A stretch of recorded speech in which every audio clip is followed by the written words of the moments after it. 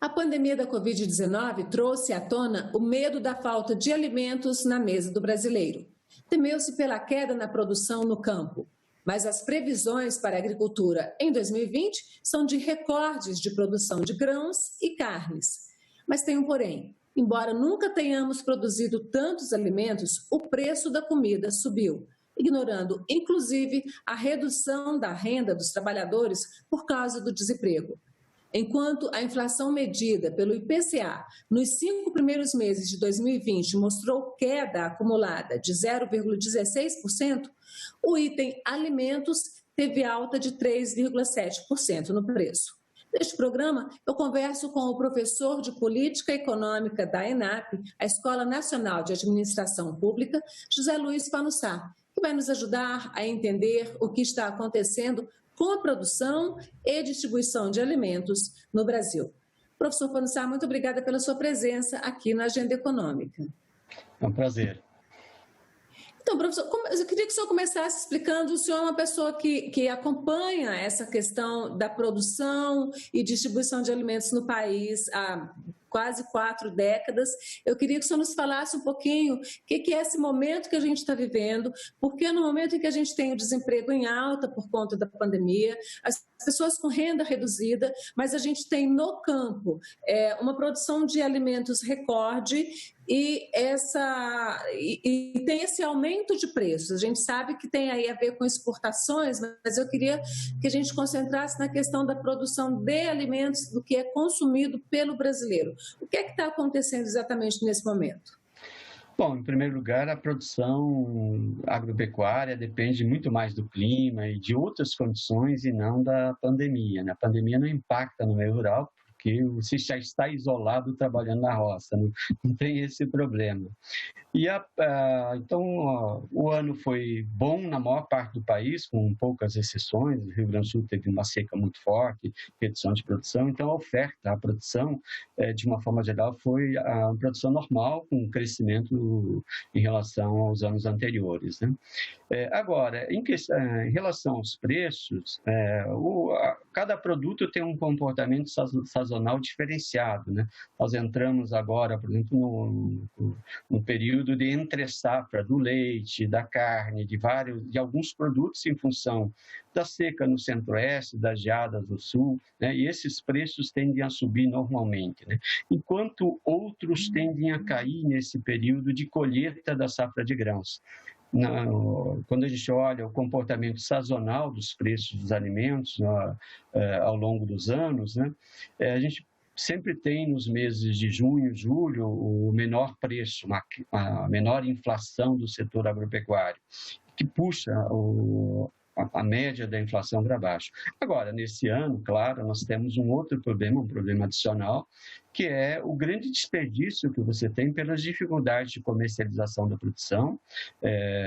Tanto os mercados não estão funcionando com a normalidade que vinham antes, nem o consumidor está indo comprar com a regularidade como ocorria normalmente, né? E, de outro lado, você tem o fluxo, né? A rede de distribuição também comprometido. Então, esse aumento de custos acaba sendo repassado para o consumidor. Não significa que o produtor esteja recebendo um preço maior do produto, né? Isso não ocorre, né? Mas o consumidor, sim, está pagando um pouquinho a mais do que seria a normalidade de preço para essa época do ano para os alimentos. O cenário é de queda, né, nos próximos meses, né, e se normalizar, então, o funcionamento da economia, aí sim voltaríamos à normalidade dos preços, aí, com tendência, inclusive, de ter deflação também dos alimentos. A gente sabe que teve, de fato, um pouco de fechamento do comércio, redução, pelo menos, nos pequenos, mas o que a Associação dos Supermercados, né, a Associação Brasileira dos Supermercados, vem divulgando, é que, na verdade, teve um aumento de vendas. Parece que as pessoas, durante a pandemia, tanto procuraram abastecer mais as despensas, coisa que já não se fazia mais, né? Desde a regularização da inflação, aí desde o começo dos anos 2000, a gente deixou de abastecer a despensa por mês, mas as pessoas parecem que voltaram a abastecer a despensa, mas também a consumir mais mesmo. Apesar disso, teve essa alta. Então, assim, tem aí uma componente de vontade de lucrar mais aí do comércio? Teve uma componente de aumento de demanda no início da pandemia, no início do isolamento, né? Não só do Brasil, né? O resto do mundo também passou a comprar mais produto brasileiro, tínhamos recordes de exportação de vários produtos, né? Nos meses de maior crise da pandemia, tanto na China quanto na Europa, aumentou a compra dos nossos produtos, nessa linha de que as pessoas começaram a estocar. Isso não se mantém, né? Isso tende e já estamos na normalidade em termos de comportamento do consumidor. Isso certamente vai ajudar a uma redução de preço. Mas, olhando pelo lado dos mercados, né, do comércio de uma forma geral, aí sim, certamente eles tiveram um aumento de riscos, né, em função das perdas que eles têm, né, e, em consequência, repassaram isso para o consumidor. Poderíamos dizer, eles aumentaram um pouco sua margem de lucro, né, para não correr o risco de ter um prejuízo em função dos riscos de perda. Isso aconteceu em todos os setores. Se a gente olhar o setor bancário, esse setor também aumentou muito, né, a componente de risco, né, na hora de cobrar pelos seus serviços. Agora, professor, como é que está a parte governamental? O senhor é professor da Escola Nacional de Administração Pública, portanto, de certa forma, o senhor treina, o senhor dá suas aulas para gestores públicos, né? Pessoas dos três poderes. Como é que está o planejamento no governo nessa parte de estoques públicos de regulação, de garantia de preço, né? Garantia dos preços de safra, que o Ministério da Agricultura anualmente define os preços base? Como é que está esse planejamento? Está acontecendo normalmente? A gente tem aí, agora está na época da liberação de recursos, né, do Plano Safra, tem também o Plano da Agricultura Familiar. Como é que está essa questão de financiamento e de regulação de estoques? Então, nós temos uma política agrícola já bem consolidada, tanto com o Plano Safra da agricultura comercial, quanto da agricultura familiar, né? Mas, historicamente, o Brasil sempre teve um olhar diferenciado para o pequeno agricultor, né? Desde o início da institucionalização da política de crédito rural, lá nos anos 60, sempre o pequeno agricultor teve taxas de juros menores, condições de financiamento e de seguro diferenciados, e se mantém isso, e hoje consolidado no PRONAF, no Programa da Agricultura Familiar. Mas, olhando as políticas específicas, quando analisa a política de preços mínimos, ela está muito mais hoje com uma política de redução de risco de preço, né? Nos anos de superprodução, o preço dos alimentos tende a cair muito, né? Em função de que são bens essenciais e que o consumidor já compra a quantidade necessária para ele se abastecer e se alimentar, né? E se você tem um excesso de produção, então o preço cai num patamar muito baixo e o agricultor acaba quebrando nos anos de excesso de produção. Então, o preço mínimo funciona muito mais como um redutor de risco de preço, né, ao produtor. Vamos fazer um paralelo com o que está na Bíblia. Nos anos de vacas gordas, você compra uma parte da produção, né, e guarda, estoca para abastecer o mercado nos anos de vacas magras, ou seja, nos anos de produção baixa. Um pouco dessa forma que funciona a nossa política de preços mínimos. A de crédito não. A crédito ela está voltada principalmente para estimular o aumento da produção, né, e claro que, de certa forma, concentrada mais na agricultura comercial, né? Tem disponibilidade de crédito, um volume bem maior para a agricultura comercial do que para a agricultura familiar. Sim, Antônio. Quando o senhor fala em agricultura comercial, o senhor está falando, na verdade, em agricultura para exportação, no que no que se convencionou chamar de commodities, ou seja, os grãos, soja, basicamente soja e milho e feijão. Feijão não, na verdade, a exportação é soja e milho, e agora também a gente tem a exportação de algodão e dos subprodutos da cana, né? O açúcar, o álcool e o café, que não são, digamos assim, itens essenciais na mesa do cidadão, né? Na mesa do brasileiro. A agricultura comercial, na verdade, todo agricultor tem o objetivo de ter renda, né? Então, ele tem uma parte de sua produção. Eu sou filho de pequeno agricultor e desde os anos 60 eu lembro que a nossa preocupação na família era ter algum produto que gerasse renda para a gente poder comprar o que a gente precisa no mercado. E hoje, muito mais do que no passado, né? O agricultor, mesmo familiar, o pequeno agricultor, ele quer ter acesso à televisão, à geladeira, à luz elétrica. Para isso ele tem que ter renda. Então ele sempre tem também um produto, né, voltado para a geração dessa renda. É claro que quando a gente fala em agricultura familiar, estamos pensando muito na mão de obra familiar, aquela agricultura que é produzida pela família e que tem um olhar, claro, prioritário para o seu abastecimento da própria família e também se concentra muito mais na produção de produtos voltados para o mercado interno, né? E aí, por uma característica desses produtos, né, que exigem mais mão de obra do que tecnologia, do que maquinaria, e, portanto, mais adequada à produção da pequena agricultura. Por isso que no mundo inteiro, a proporção da produção de alimentos pela agricultura familiar, né, gira em torno de 70%, como ocorre no Brasil. Não é diferente no resto do mundo, não é uma característica apenas brasileira, né? Mas sim, quando a gente fala em crédito, se concentra muito na produção dos principais produtos de exportação, exemplo do soja, né, da cana, que é voltado ao mercado interno, na maior parte, mas até porque você tem um consumo grande de álcool dentro do mercado interno, mas tem uma parcela importante, que é a do açúcar, né, voltada para a exportação. Agora, o milho, que seria um dos principais produtos, né, da nossa agricultura comercial, ele tem uma característica de atender o mercado interno, né? Porque quando nós produzimos uma quantidade tão grande, exportamos, no caso, né? O de frango é porque nós temos uma grande produção de milho, né? E o pequeno agricultor, né? Por isso que o milho hoje está como produto importante de quase 2 milhões de proprietários, né? Ou seja, é um dos principais produtos, né, assim como o leite, né, da agricultura de uma forma geral, em especial da agricultura familiar, né?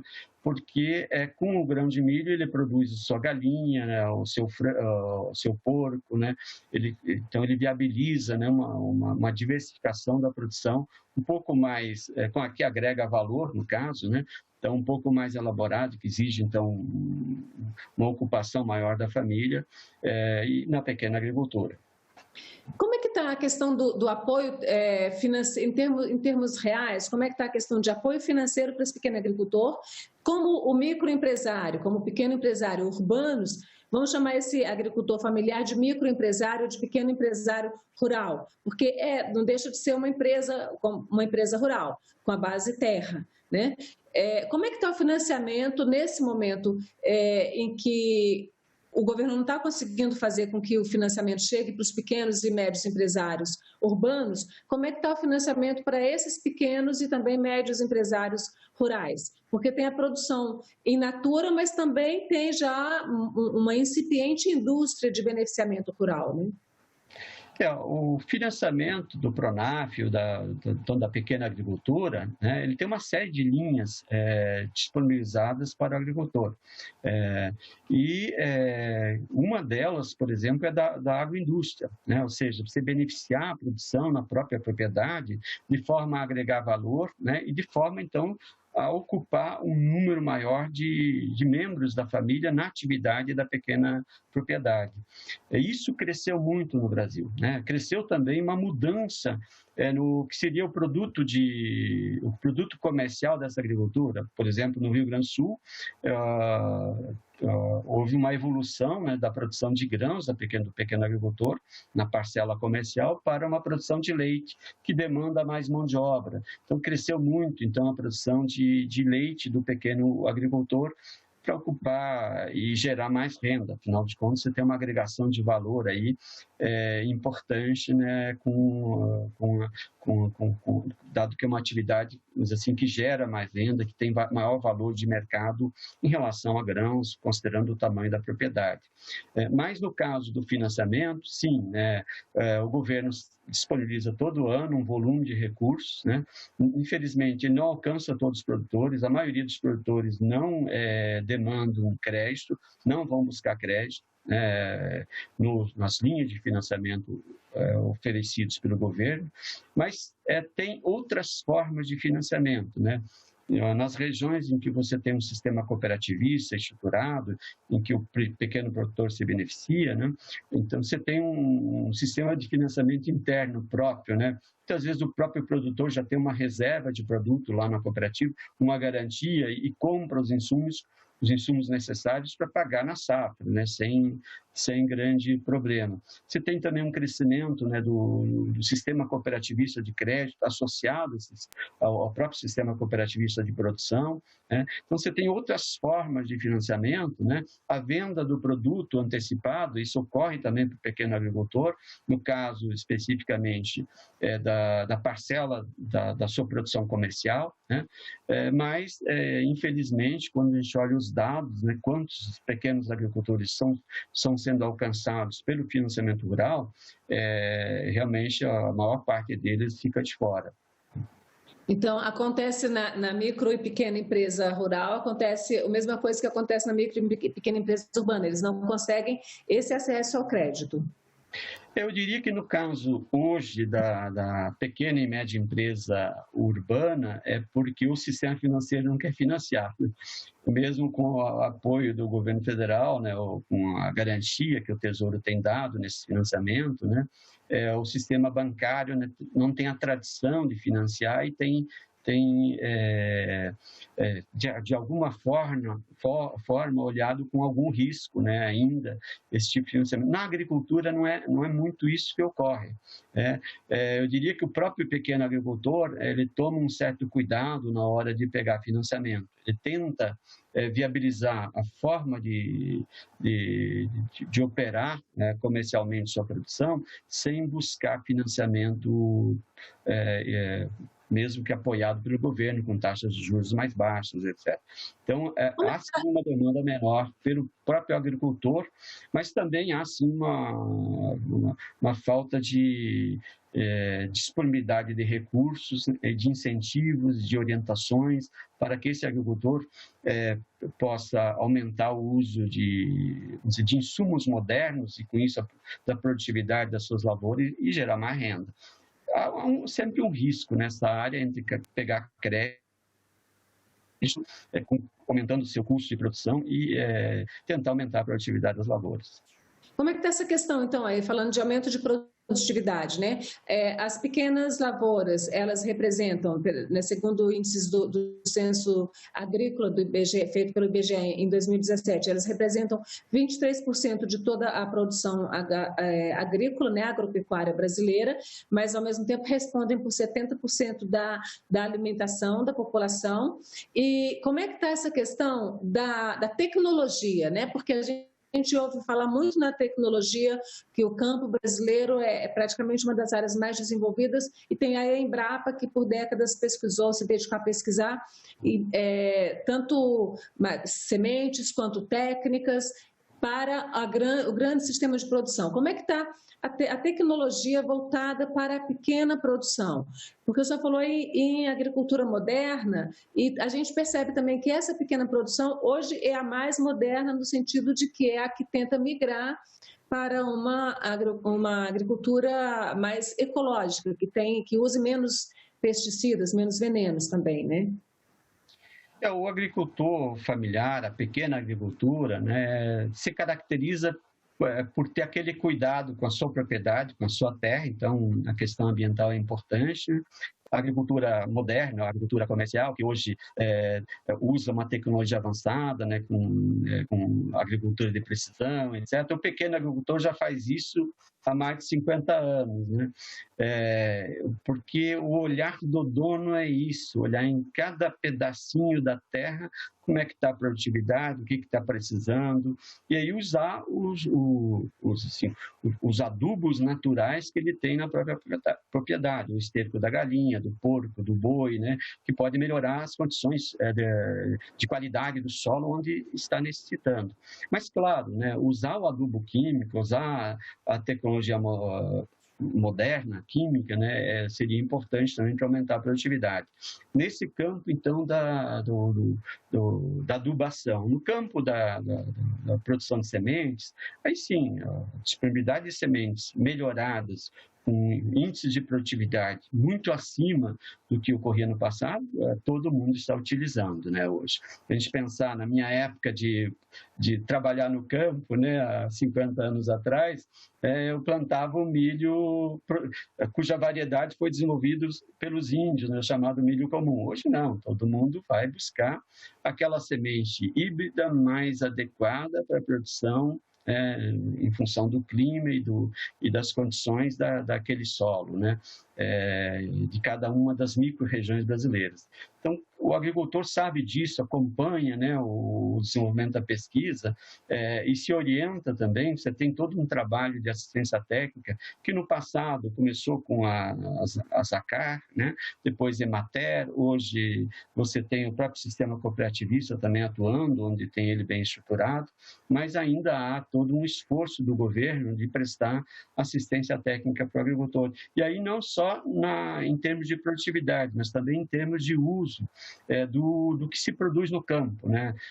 A tradição histórica é desperdiçar muito do que a gente produz no campo. Às vezes a folha do pé de mandioca, né, tem uma série de propriedades, né, muito positivas em termos de nutrição, né, e que não era aproveitado, se aprende a aproveitar. Mas, assim, as condições também de habitação, né, de higiene, né, da água tratada, etc., tudo isso faz parte, então, dessa política de atendimento ao pequeno agricultor e é extremamente importante, porque, de um lado, reduz a pressão contra a renda do agricultor, contra o gasto, né, especificamente com saúde, etc., quando você tem condições melhores, né, de vida no campo.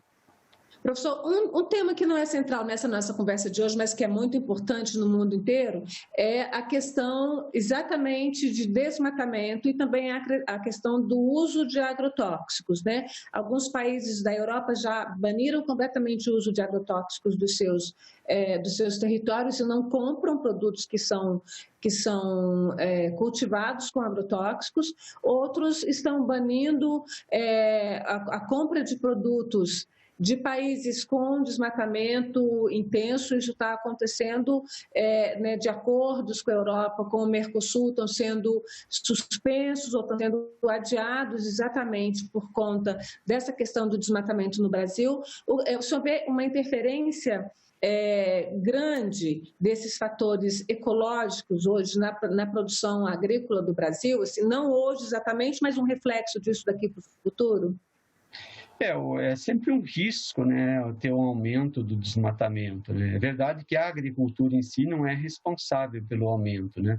Você tem a pecuária, né, como uma importante responsável e também toda a exploração de madeira que ocorre especialmente na Amazônia. Mas nós, Brasil, né, conseguiu reduzir drasticamente o nível de desmatamento a partir de 12, 13 anos atrás para cá. O que a gente fala hoje em cima é exatamente de um patamar bem inferior de desmatamento que nós tínhamos no passado.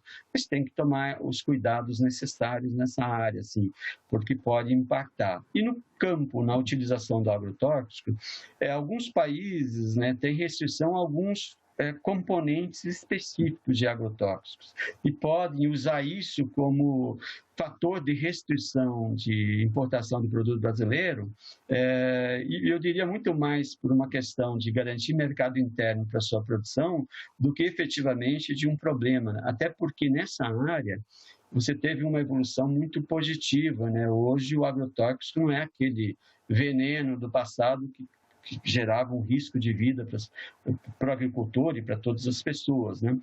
Hoje o agrotóxico ele já teve uma evolução tecnológica muito grande e, na sua grande maioria, não tem impacto nenhum do ponto de vista do efeito nocivo à saúde. Mas, claro, ainda há componentes específicos utilizados em algumas culturas, né, que aí tem restrições. A própria Áustria, no caso do acordo da União Europeia com o Mercosul, lá no início, né, disse que não iria aceitar a importação de produtos que utilizassem no agrotóxico o componente específico do glifosato, né? É um exemplo, né, de restrição. Você acredita, então, que a nossa agricultura, mesmo que o governo venha liberando, aumentando a liberação de produtos químicos usados aí na agricultura, você acredita que o nosso produtor agrícola ele já evoluiu a ponto de perceber que ele precisa, digamos, pelo menos equilibrar esse uso aí de produtos químicos na sua agricultura? O agricultor é consciente, a gente tem que saber que o interesse maior é dele de garantir os mercados, viabilizar os mercados e também de ter um produto, né, que não tenha alguma restrição pelo consumidor brasileiro, né? Então, o agricultor é consciente, mas claro que ele depende muito, né, das grandes empresas multinacionais que fazem investimento nessas tecnologias. O que está disponível ele vai usar. Tá certo. Professor, eu agradeço pela sua presença aqui na Agenda Econômica. A gente tem aí para nossa limitação de tempo, então eu agradeço a sua presença mais uma vez aqui na Agenda Econômica. Eu que agradeço e fico à disposição. E agradeço também a você, telespectador, que nos acompanhou até aqui. Se quiser baixar esse programa, indicar para alguém, rever, acesse a nossa página na internet, senado.leg.br/TV ou o canal da TV Senado no YouTube. Estamos também nas redes sociais. Até o próximo Agenda Econômica.